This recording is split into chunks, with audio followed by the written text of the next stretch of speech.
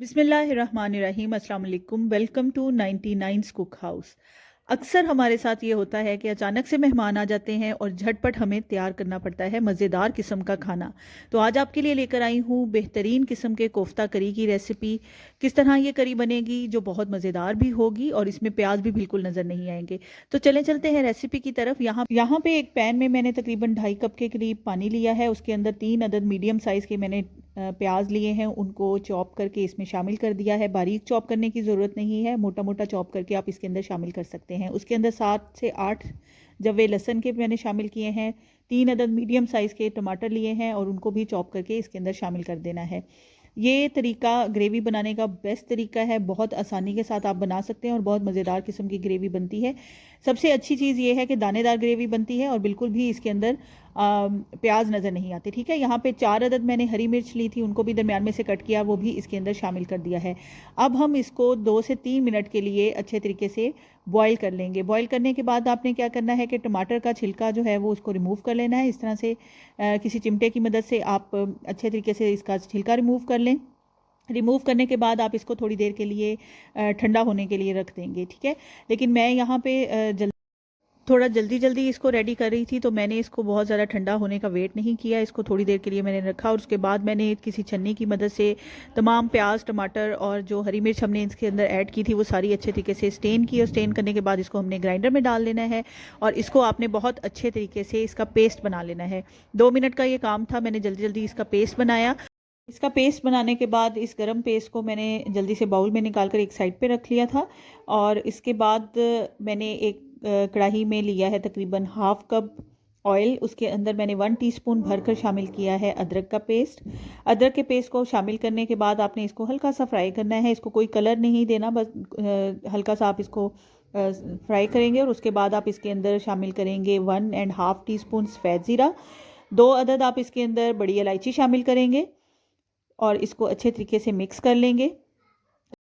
1 inch का दालचीनी का टुकड़ा आप इसके अंदर शामिल करेंगे। 2 अदद लौंग शामिल करेंगे। इनको शामिल करने के बाद आप थोड़ी देर के लिए इसको हल्का सा फ्राई कर लेंगे।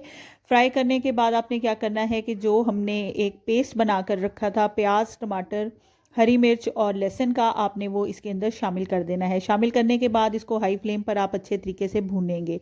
यहाँ पे जो मेन काम है इस रेसिपी का वो यहाँ पे इसकी भुनाई है। इसकी जितनी अच्छी भुनाई होगी उतनी अच्छी आपकी ग्रेवी बनेगी, उतना अच्छा आपके सालन का टेस्ट आएगा।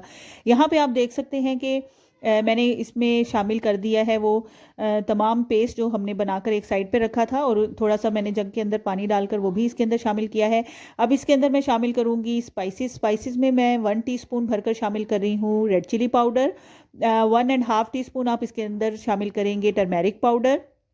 1.5 टीस्पून इसके अंदर आप शामिल करेंगे नमक। यहाँ पे मैं तमाम अज्जा शामिल कर रही हूँ अकॉर्डिंग टू माई टेस्ट। आपने अपने टेस्ट के हिसाब से इसके अंदर तमाम स्पाइसेस को ऐड कर लेना है।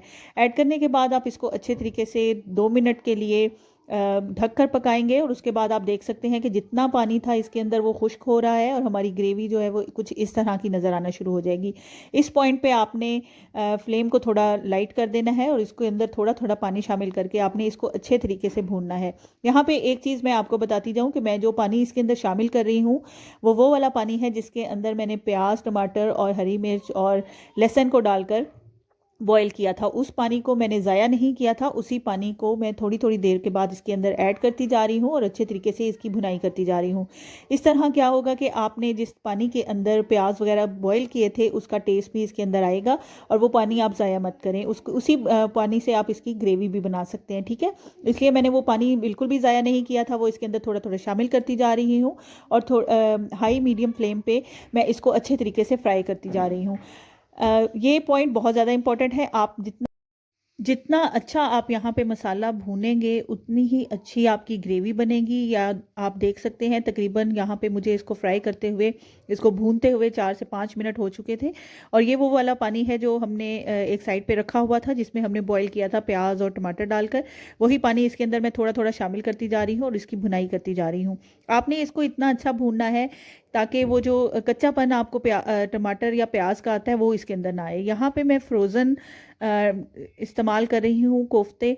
فروزن کوفتے کی ریسیپی میں آلریڈی اپنے چینل پر اپلوڈ کر چکی ہوں. آئی کارڈ میں میں نے اس کا لنک بھی دے دیا ہے, آپ وہاں سے جا کر اس کو چیک کر سکتے ہیں. یہاں پہ میں نے کوفتے پہلے سے بنا کر فریز کیے ہوئے تھے. یہاں پہ آپ نے ہلکا سا پانی اس میں شامل کرنا ہے. شامل کرنے کے بعد آپ تمام کوفتے جو ہم نے آلریڈی فریز کر کے رکھے ہوئے تھے وہ اس کے اندر شامل کر دینے ہیں. آپ کوفتے بنانے کی بے حد آسان ریسیپی اور کس طرح آپ اس کو لانگر پیریڈ آف ٹائم کے لیے فریز کر کے رکھ سکتے ہیں وہ میں اپلوڈ کر چکی ہوں. آئی کارڈ میں اس کا لنک بھی دے دیا ہے, آپ وہاں سے ایزیلی چیک کر سکتے ہیں. یہاں پہ کوفتے ڈالنے کے بعد میں نے اس کی بھنائی کی تھی 2 سے 3 منٹ, اور اس کے بعد جو باقی پانی بچ گیا تھا وہ بھی اس کے اندر شامل کر دیا ہے. شامل کرنے کے بعد اب اس کو دوبارہ میں اچھے طریقے سے فرائی کروں گی, اچھے طریقے سے اس کی بھنائی کروں گی. اس طرح یہ ہوگا کہ جو گریوی کا فلیور ہے وہ کوفتوں کے اندر بھی چلا جائے گا اور بہت اچھا سا اس کا ٹیسٹ بن جائے گا. ٹھیک ہے, یہاں پہ کوفتے ڈالنے کے بعد آپ نے ہلکا سا پانی ایڈ کرنا ہے. ایڈ کرنے کے بعد اس کو اچھے طریقے سے مکس کرنا ہے. مکس کرنے کے بعد ہم اس کے اندر 1 سے 1.5 کپ پانی مزید شامل کریں گے. شامل کرنے کے بعد آپ اس کو تھوڑی دیر کے لیے ڈھک کر پکائیں گے. گریوی بنانے کے بہت سارے اور بھی طریقے ہیں. چاپ کر کے, باریک چاپ کر کے آپ پیاز استعمال کر سکتے ہیں, لیکن اگر آپ اس طرح سے بنائیں گے تو ایک گریوی بہت اچھی بنتی ہے, سیکنڈلی اس کا ٹیسٹ بہت اچھا بنتا ہے اور بہت جلدی آپ اس طرح تیار کر سکتے ہیں. یہ 10 سے 15 منٹ میں آپ کی مزیدار قسم کی گریوی ریڈی ہو جاتی ہے. یہاں پہ میں نے 4 عدد ہارڈ بوائل ایگ لیے تھے, وہ میں نے اس کے اندر شامل کیے ہیں. شامل کرنے کے بعد اس کو میں اچھے طریقے سے مکس کروں گی. آپ دیکھ سکتے ہیں کہ کتنا اچھا ٹیکسچر ہے ہماری گریوی کا. یہاں پہ گریوی آلموسٹ ریڈی ہو چکی ہے, لیکن انڈوں کو شامل کرنے کے بعد اس کو 3 سے 4 منٹ کے لیے آپ نے پھر سے ڈھک کر پکانا ہے تاکہ گریوی کا جو مزیدار قسم کا ٹیسٹ ہے وہ انڈوں میں بھی چلا جائے. یہاں پہ جب آپ کا یہ ہنڈیا بالکل ریڈی ہو جائے گی, آپ اس کو سبز دھنیے کے ساتھ گارنش کریں. مزیدار قسم کے نان منگوائیں یا آپ اس کو چاہیں تو چپاتی کے ساتھ بھی پیش کر سکتے ہیں. بہترین قسم کا انڈا کوفتہ گریوی بالکل ریڈی ہے. ریسیپی کو لائک کرنا بالکل مت بھولیے گا. میرے چینل کو سبسکرائب کر دیں, اپنے دوستوں کے ساتھ شیئر کر دیں. اپنا بہت سا خیال رکھیے گا. مجھے دعاؤں میں یاد رکھیں. نئی ریسیپی کے ساتھ پھر سے حاضر ہوں گی, تب تک کے لیے اللہ حافظ.